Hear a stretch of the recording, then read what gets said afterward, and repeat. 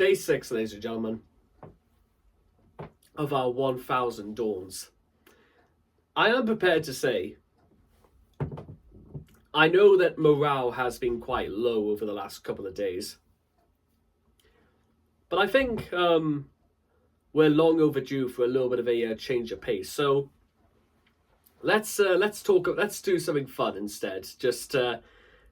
Maybe just to open myself up a little bit more, because maybe that will give you a bit of an insight, a little bit of a insight as to just sort of what makes me tick, or how do I fill up the empty days and stuff like that while the magic's still there. I do quite like my comedy writing, ladies and gentlemen. In fact, one of the things I've honestly would love to do is for probably the BBC to commission a 6-episode comedy sketch show that I've wrote myself. In fact, with maybe 2 or 3 more sketches to go, I could literally compile an entire pilot episode ready for syndication. And I must be honest, ladies and gentlemen, the way I have everything laid out, I have this I have a sneaking suspicion that I'll send it off to a commissioning editor. They'll take a look at the first joke, and then they'll send off and write and say, never write. If you send anything to the BBC ever again, they'll call the police, because we will be onto you immediately. It's something I could only imagine in the future, the police or Scotland Yard or the Old Bailey or the US Justice Department. I do not know, but maybe even a panorama special be conducted about me and stuff like that, and they'll take one look at my comedy pilots for Idiot Box. Is that's what I'm going to call it, by the way. I'm calling it Idiot Box, and they'll take one look at it, and they'll immediately refer to it as Exhibit C. Lord knows what A and B are going to look like, but we'll let the powers that be and the powers involved worry about that. Yep, you heard it from the horse's mouth there, guys. So yeah. But to be honest, I quite like what I've come up with. I mean, I would, because I am 100% biased, and whilst I'm not, what they call emotionally invested in my work, because, and I'll tell you why. Because at the end of the day, my work is still, and whether it's my comedy or anything else I've written, guess what? At the end of the day, insofar as literally I'm concerned, it's still just words on a page in Courier, New, Ink, size 12, and formatted in the correct order. Because, to be honest, that's kind of what a lot of writing really is. It's just words put on a page in a very specific order. And they do often say is that you're only ever as good as your weakest link. And I may say it's the most insane and the most absolutely outrageous idea for a comedy sketch show, or with certainly the most outrageous ideas for jokes you've probably ever seen in your life. But sadly, that's not really for me to suggest. That's more for interpretational purposes. I am prepared to say, however, is that, well, I hope somebody sees my vision. I hope somebody sees my vision, cries, is sick for a little while, comes back, wipes off the blood, and continues to read it and realise, no, forget it, I'm going for round 2. Yeah. One of these days, maybe towards the end of this year, I'll actually have the courage, if you will, to see if I can actually reach out to even to somebody who works in maybe comedy writing, just so I can send off just so I can see what they think about my ideas. Oh, that'll go down like a, because I'll tell you why. Because some people have interpreted the idea that the comedy sketch show is dead, which I don't believe in, despite what people on the internet will tell you in regards to sketches done by, you know, David Mitchell and Robert Webb. I watched their comeback series about 5 months ago, Mitchell and Webb are Not Helping, and honestly, I thought it was like the biggest letdown I think you could possibly imagine. It took them 15 years to like finally come around to do something like a comedy sketch show again, and that was the best they could come up with. Some people interpret the idea that, guess what, you can't write. No, absolutely, you can do it.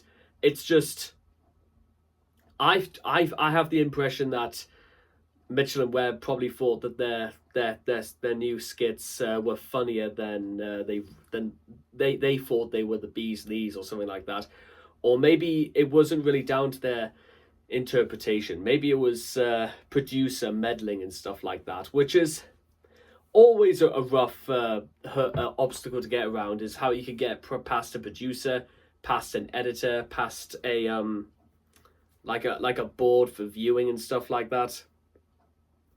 So yeah, there's probably a lot of things you have to go through and just to have a fair chance. But at the same time, because I think that the Mitchell and Webb Aren't Helping has got other problems. To be honest, you can actually note the depreciation of that show episode to episode. It's a very interesting, because like more and more problems crop up each time. Chief among which, well, it's only by about episode 4 when you notice like there are no recurring characters whatsoever. Usually this isn't too much of an issue, but the problem again with stuff like that is that if you aren't going to have recurring characters and each skit is going to be its completely separate thing, it has to be really, really exceptional. And unfortunately, a lot of the skits that Mitchell and Webb do, they come across as either one or two different things. The first, you know what the joke is, but you just don't laugh at it. Not because it's not funny, but because you know what the joke is. You know the steps are going to be taken towards it. There's no surprise to any of it. There's no element of lunacy and stuff like that. It's all what you think it's going to be, and it's kind of surprise. It's a strange one to like not really have that sense of surreality, if you will. That kind of quite a lot of comedy writers, I reckon, probably should have somewhere. Something that you can't guess one way or another where something is going. And then, so that's one thing. The second thing is that when it's not like that, and when Mitchell and Webb are trying to like come up with something that isn't something you can tell where it's going, it doesn't have a payoff.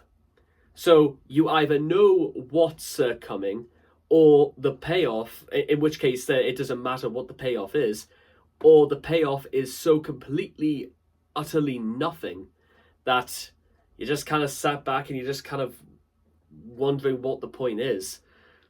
And that's just by the time you get to episode 4 till these things really start hitting home to you. But then, what about the end of the first episode? And the way I described the end of the first episode is, they're certainly good, and I think the first episode is probably the best by about 0.5 or 0.6 compared to the rest. But the problem with the first episode is that if you literally just came off the final episode of that Mitchell and Webb look and you went straight into Mitchell and Webb Are Not Helping, in the span of 15 years, their writing and their comedy and writing is very, very reminiscent to what was happening 15 years ago. So it's not so much that there's no evolution, because it doesn't really matter, because if you find it funny, then guess what, that's that, it's funny, and it doesn't need to be, you know, advanced or anything like that. It just doesn't feel particularly very advanced insofar as Mitchell and Webb's comedy writing is concerned. It's like exactly where they left off. You could have watched the first episode as far back as 2010 or 2011 for that matter, and it doesn't really feel like you've really missed out on anything. Which also it becomes a bit more apparent again with all the other problems that I could mention going forwards. So, but my answer to that is very simple. That's exactly why you should make exceptional comedy. You need to do something really, really unique, and you need to do something that nobody has ever done before. Whether it's a sketch show or whether it's a sitcom or, you know, a mockumentary or anything like that, it's got to be something that they will continue to talk about you for years.